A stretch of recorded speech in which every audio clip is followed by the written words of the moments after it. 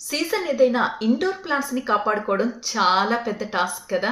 అందులోనూ శీతాకాలం ఇంకా కష్టం. మరి ఈ కాలంలో ఇండోర్ ప్లాంట్స్ పట్ల మనం ఎలాంటి జాగ్రత్తలు తీసుకోవాలో చూద్దాం. పగటిపూట సూర్యకాంతి ఎక్కువ పడే విండోస్ దగ్గర కానీ బాల్కనీస్ దగ్గర కానీ కొన్ని గంటల పాటు ఆ మొక్కల్ని ఉంచండి. అలాగే నీరు చాలా తక్కువ పోయాలి.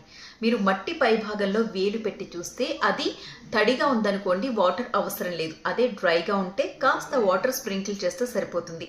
ముఖ్యంగా డస్ట్ ఆకుల మీద ఉండకుండా చూసుకోండి. ఎందుకంటే డస్ట్ ఉంటే కిరణజన్య సంయోగ క్రియ సక్రమంగా జరగదు. క్లీన్గా ఉంటే కిరణజన్య సంయోగ క్రియ సక్రమంగా జరుగుతుంది. దీంతో మొక్కల ఎదుగుదలకు కూడా ఇది ఎంతగానో ఉపయోగపడుతుందన్నమాట.